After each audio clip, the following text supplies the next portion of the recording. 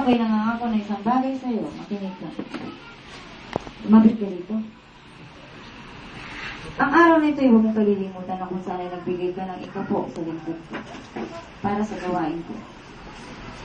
Ito si Joselito, kasama ang kanyang buong pamilya ay linisan na muna pansamantala sa gawain ito. Pagkatanganap sila ng bagong kapalaran sa kanyang sinilangang bayan.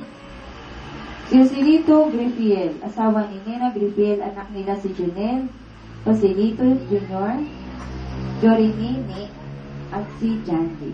Nakarating sila dito sa gawain ito dahil kay Jandy, sa kadahilanan si Jandy ay nasa isang bingit ng kamatayan. Subalit mabuti ang Diyos. Para sila makalapit sa gawain ito, si Jandy ay binigyan ng panibagong buhay. Praise the Lord! Amen! Kasi dito, nakinig ka. Sa harapan ng mga kapatid mo dito, pagpapalain kita kung ipagpapatuloy mo ang pagbibigay mo ng ikapo sa gawain mo. Gagawin ko po. Praise the Lord! Amen! Wala kang kayo dito, pag-araw ng linggo, dala mo ang Espiritu ko, at yun ang bubuhay sa inyo. Praise the Lord! Amen! Huwag mong kalilimutan ang pangalan ko, Heso Cristo, Ama, Anak, at Espiritu Santo, sa iisang Diyos. Sambahin mo ko sa Espiritu at katotohanan kasama ang buong pamilya. Praise the Doon Lord! sa lugar na pupuntahan ninyo, pagkilala mo ako, i-share mo sa kanila na may Diyos na tumulong sa inyo at patuloy na tumutulong sa inyo. Pagpapalain ko, ang sisimulan mong hanap buhay. Praise the Lord! Amen!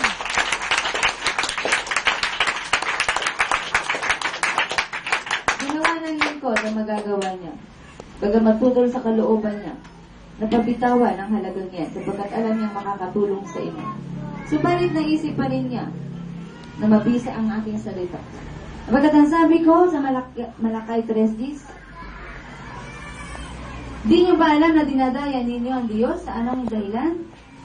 Sa mga ikapo at handog. Subukan ninyong gawin ito na ibalik sa Diyos ang mga ikapo at handog na ninakaw ninyo sa Diyos. Kung hindi buksan ko ang mga durungawan ng langit at ibuho sa inyo masaganang pagpapala. Praise the Lord! Amen!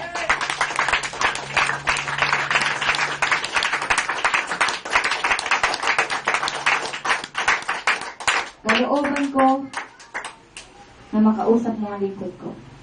Kalooban ko na maihayag ng lingkod ko ang mabisang salitang ito para buksan ang mga durungawan ng langit para makalaya kayo sa kahirapan.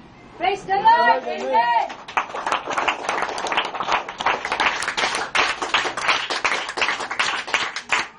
Malaking bagay ang binitawan mo, subalit higit dyan ang babalik sa inyo. Praise the Lord! Amen! Kaya lahat na nakakarinig at nakaka-witness nito, kung patuloy siyang magbibigay ng ikapo na mahirap bitawan ng tao, sasabihin niya, Panginoon, tunay nga kahit saan kami pumunta, kapag ikaw ang aming inuna, hindi mo kami pinababayaan. Praise the Lord! Amen! Ang samantala kailangan doon, ibibigay ako sa iyo magandang trabaho para mabigyan mo naman ng magandang edukasyon ang mga anak mo. The Lord! Amen!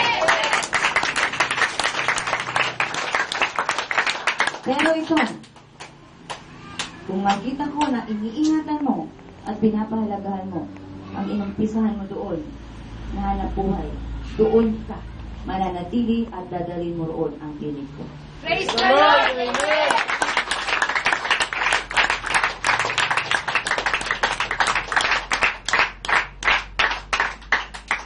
Hindi ka pa nakinig. Ang nagtitiwalang ganap sa Diyos ay hindi kinalilimutan ng Diyos. Praise the Lord. Amen.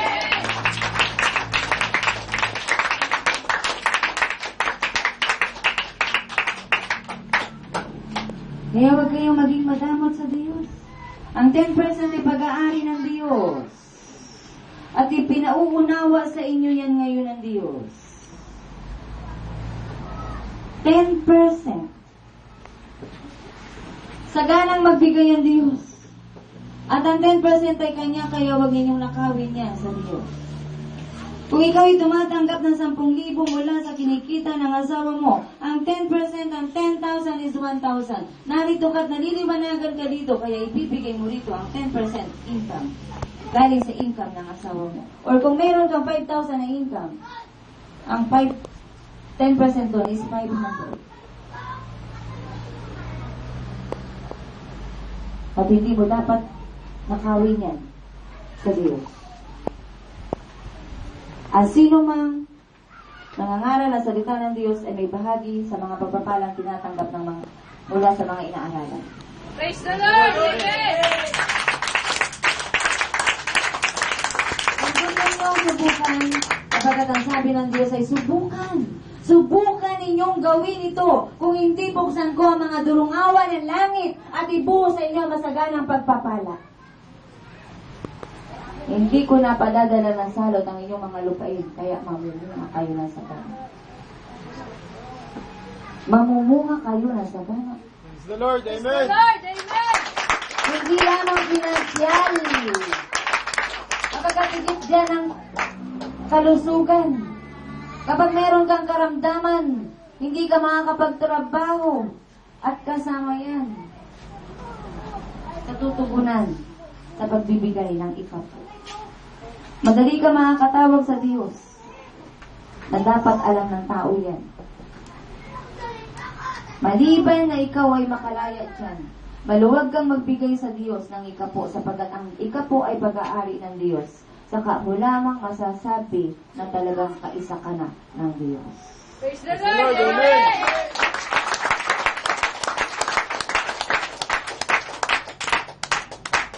Saan mapupunta? Sa simpleng pagpapakain pag-araw ng linggo. Kayo rin naman ang makikinabang niyo. Hindi pwedeng walang pakain dito, kasama yan. Bubuhayin din ang physical body, hindi lamang spiritual. At mahirap para sa isang ganitong gawain na patuloy na magpakain. At wala kayong makikita, kung meron man. Pero kung luluubin at kalooban nga ng Diyos, nakasama ang pagpapakain physical sa gawain ito. Doon mapupunta ang perang ibibigay ninyo. Praise the Lord. Amen. Amen.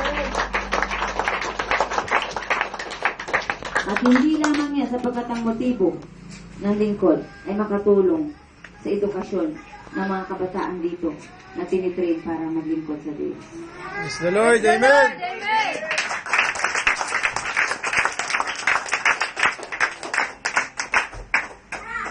Eh, huwag niyo sasabihin na kulang pa, pambili ng bigas.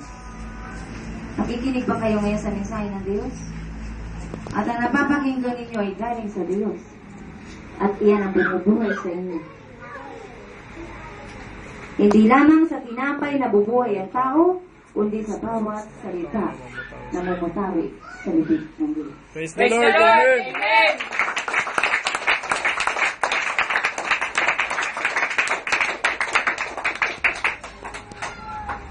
Huwag niyong panginayangan.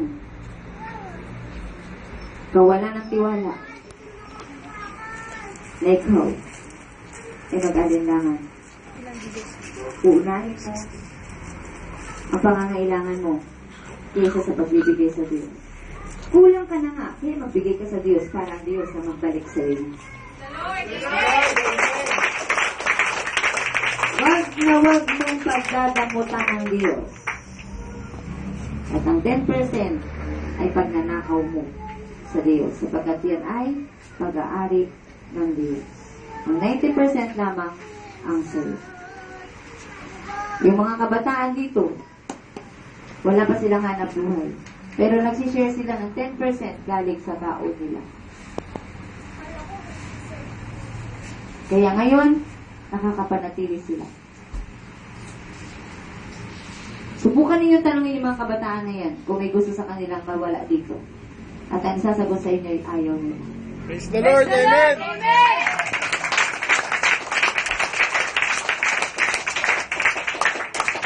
At kung hindi pinararamdam ng lingkod sa kanila na mahal sila, hindi sila mananatili. Pero ang pagpaparamdam ng lingkod sa kanila ng pagmamahal ay galing din mismo sa Diyos. Praise the Lord. Amen.